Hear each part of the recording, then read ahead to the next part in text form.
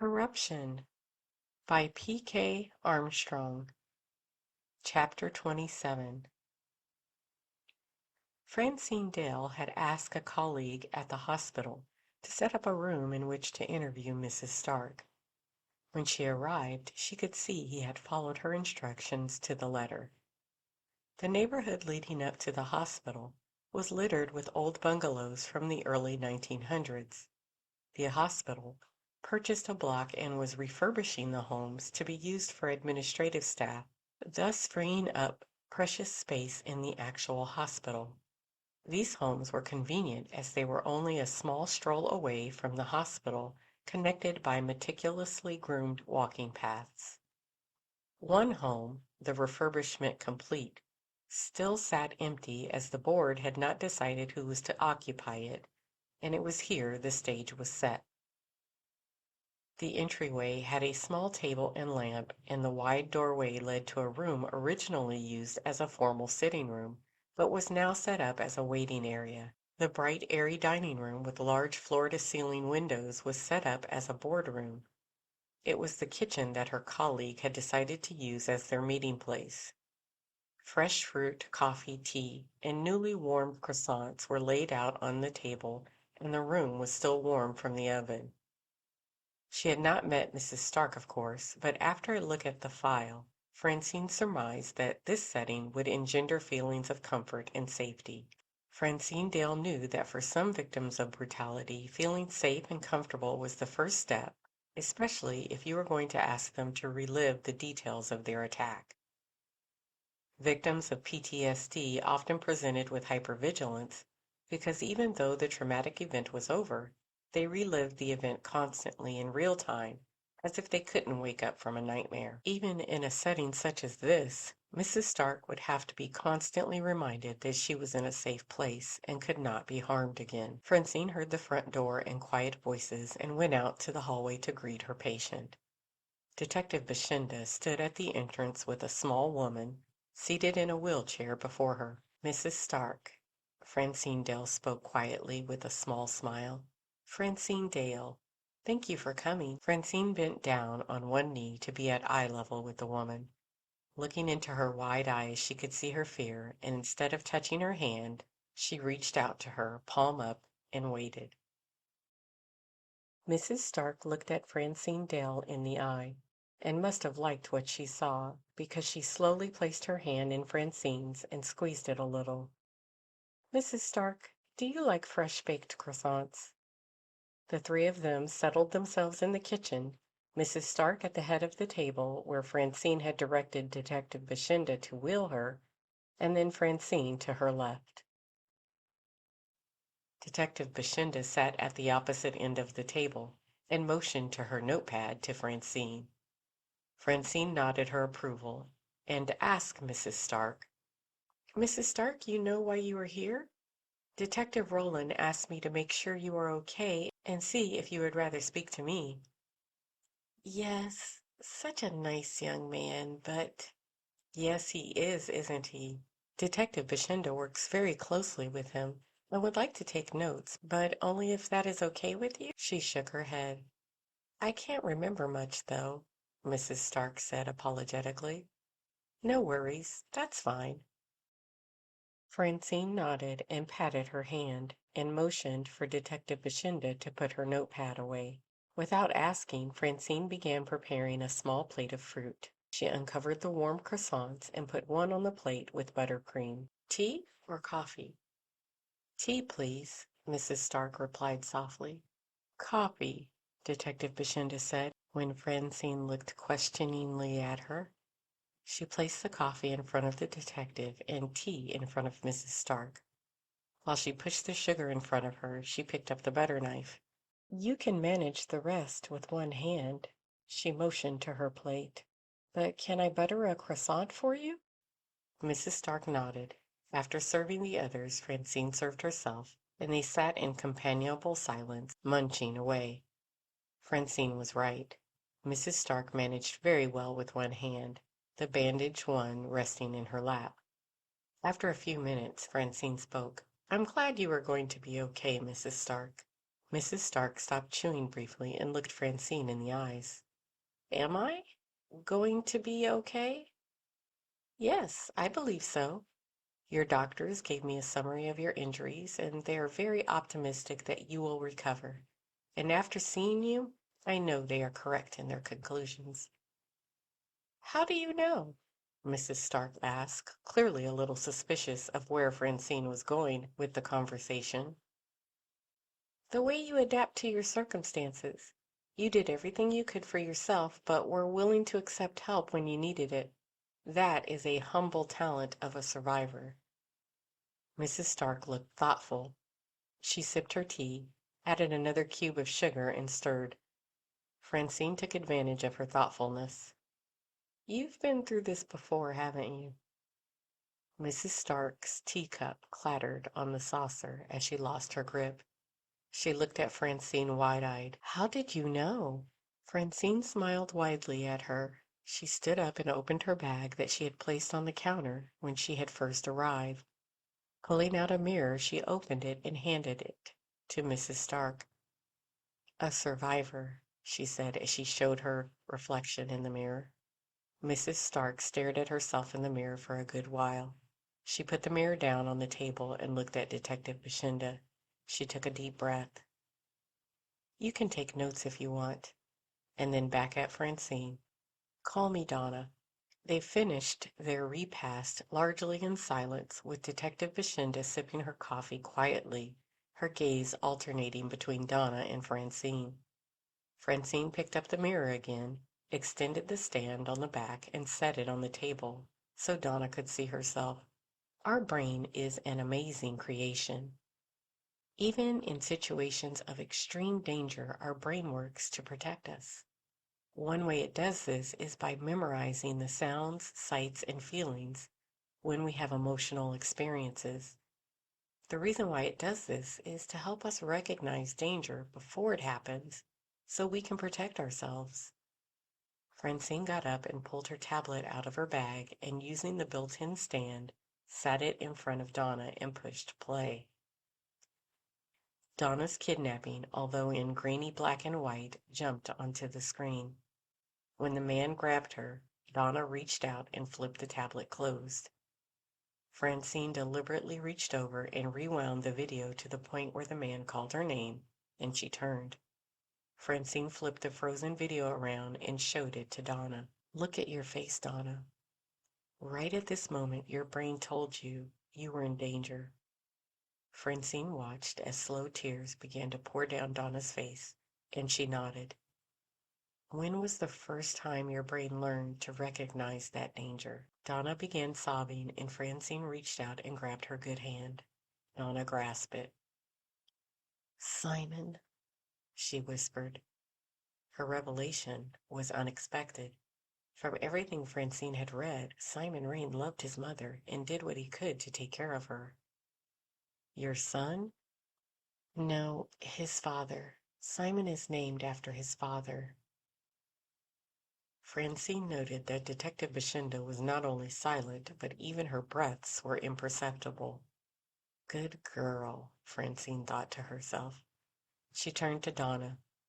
Simon's father wasn't good to you. Donna shook her head slowly, her face sad. Francine decided to ease the tension of the moment by pouring Donna a cup of tea from the pretty insulated teapot. Donna immediately picked up the small tongs and added sugar, stirring absent-mindedly. She looked up at Francine with tear-filled eyes and gave a small smile. It was good at first. Simon and I met while I was working at a copy print and ship place. He came in and bought a birthday card for his mother once. He flirted. He was handsome, and he paid me a lot of attention. He would bring me flowers or some treat from the bakery in the same shopping center. He asked me out. At first I said no. I didn't really trust cops. Francine looked quickly at Detective Bashinda, who stayed quiet, although her eyes had gotten wider. Simon was a cop? Donna nodded. Well, sort of. He worked for Statton's, a big security firm at the time. They had a huge contract for all the county buildings, including the courts and prisons, so he worked really closely with law enforcement. Eventually, it's why I agreed to go out with him. I thought, it's not like he was a real cop. Francine nodded and poured herself some coffee. So what attracted you to Simon? He was good looking, confident, so sure of himself. I was shy and never liked to try new things. Of course, now I know it wasn't confidence, it was arrogance. But I was young and impressionable. We married just 3 months after we had met. Donna's frown informed Francine's next question. When did it start to change? Almost instantly. He would come home from work and the house wasn't clean enough, his meal wasn't perfect, or I didn't look sexy enough. I tried so hard to be what he wanted, but the more I tried, the more discontent he would get. Then I became pregnant, and that's when he began to get physical. Francine nodded. That is not surprising. I have worked with many women who stated that the sight of them being pregnant caused extreme suspicion and jealousy in their partners that resulted in abuse. She glanced at Detective Bashinda, whose face was hardened, clearly trying to remain unemotional. Donna sipped her tea. I don't understand. What does this have to do with my being kidnapped or Simon's murder? Francine took a still shot from her folder, taken after Donna turned to respond to someone calling her name. She put it on the table and pushed it in Donna's line of vision. When you experienced the new trauma, your brain recognized the feeling because you had experienced a similar trauma before. She pointed to the pictures. When the feeling hit, who did you see in the parking lot? Donna took a sharp intake of breath and her eyes widened. How did you? She paused. Francine didn't speak, and she could swear Detective Bashinda stopped breathing altogether. Francine brought out the same image, zoomed in. You could see the horror on Donna's face. Who did you see in the parking lot, Donna? Donna sighed, dropped her head, and whispered, Simon, my ex-husband Simon. The tears began to flow. I couldn't tell that nice detective that I thought it was my ex-husband that kidnapped me. Simon had been dead for 15 years. He would have thought I was a loony. She looked at Detective Bashinda as if to confirm that any cop would think she was crazy, but Detective Bashinda's face softened and she nodded at Donna to encourage her to continue. Did you see Simon more than once? Francine asked, although she thought she knew the answer. A victim can have a dissociative episode and the past trauma can come forward and mix with the current one. Donna Stark nodded. I saw him when that man called my name, and when I heard someone behind me, I turned and then saw Simon get out of the truck. That must have been confusing. The man in the truck that got out had his face covered. You can see it in the picture. Detective Bashinda spoke, and Donna nodded. It was, but I kept telling myself it didn't make sense. When they pushed me in and we drove away, I kept my eyes closed, mostly because when I opened them, sometimes I saw a ski mask, but then I would see Simon again. Did you ever stop seeing your ex? Francine asked. Yes, when they put the phone to my ear and I spoke with my son. Francine pumped her fist as if in triumph and said, Strong woman. And Donna shook her head. I'm not strong. Francine took her hand. Yes, when you were confronted with a truth, your brain righted itself and probably gave you a bit of calmness. Donna nodded her head vigorously. It did, even when after they hung up the phone and the bigger man took out a knife and said he was going to send Simon a message, just in case he thought of doing something stupid like calling the cops. She touched her injured hand. Detective Bashinda made a noise like a grunt and looked at Francine. She took her notepad and flipped open a page, and Francine smiled. Even the detective knew they had possibly made a breakthrough. Francine looked at Donna. Donna, look at the video again, she said in a matter-of-fact manner. Francine played the video again, and Donna gasped and once again looked at Francine with wild eyes. Now tell Detective Bashinda what the man looks like. Driving in the car on the way back to the Dale home, Detective Bashinda had a lot on her mind. The interview with Donna Stark moved her, and watching Francine unlock her mind was absolutely brilliant. She was so shocked when she found she could remember the guy's face, Mindy finally spoke.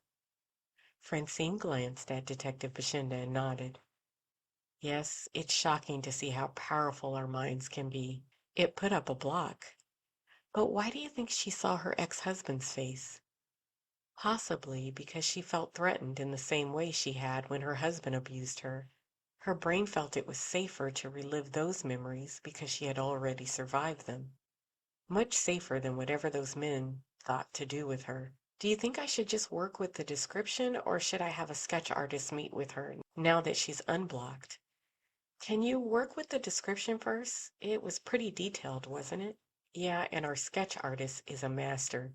He might be able to start with her description and fill the rest out using what little we can see on the video. Thanks. It would be better to let her mind rest a bit. I prescribed something for her if she needs help sleeping, and if you do decide you need her to meet with the sketch artist, let me know and I will make time. Francine took a glance out the window and realized that Detective Bashinda was heading back to her home in a very circuitous route. She smiled to herself and waited. When Detective Bashinda spoke, the topic was only mildly surprising. You must know Detective Roland well. When he realized we needed help with Donna Stark, he knew who to call. Francine liked Detective Bashinda. From her experience, detectives often didn't know what to do with themselves when she was interviewing a victim. But Detective Bashinda seemed to be a very empathetic investigator, very in tune to a victim's feelings. She thought it was interesting that after a few follow-up questions, her first statement was about Detective Roland. Yes, I know Christopher very well. She had used his first name on purpose to gauge the detective's response. It was telling. Upon hearing Christopher's name, Detective Mindy Bashinda tensed up. Surprising. He doesn't seem to trust Easy. She didn't understand at first, but Francine now realized why Christopher insisted on the detective picking her up and escorting her to the interview. Christopher was looking for a read on Detective Bashinda. Is being self-reliant a bad thing? The detective snorted. That's a nice way of putting it. Yes, it is for a cop. Your partner is supposed to back you up. I mean, I know we aren't official partners, but I have been assigned to assist him on this case. Besides, I think, she paused as if searching for the right words. I think this case is personal to him for some reason. Francine watched the scenery pass the windows. The day was winding down, the setting sun in their eyes. Detective Bashinda, even though she was upset, drove well, which was a good sign in Francine's eyes.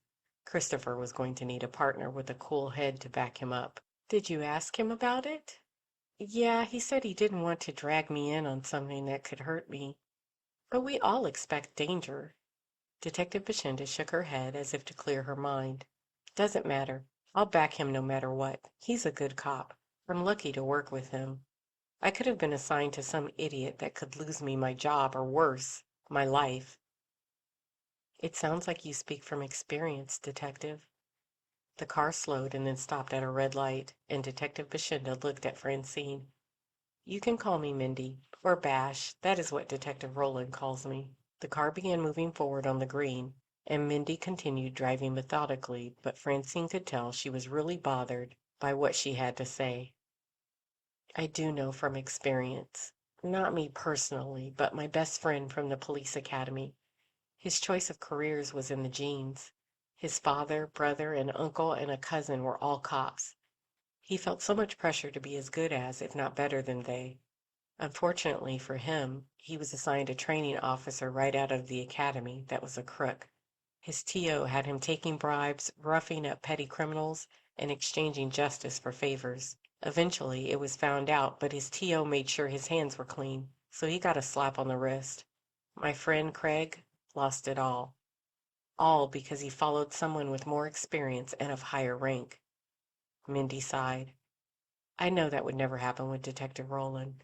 I just wish he knew he could trust me too. Francine had not made a sound when Mindy declared her friend's name was Craig. The story was too similar, and she realized it was the Craig that Ruth Mayberry had spoken of when they interviewed her in her kitchen. Small world.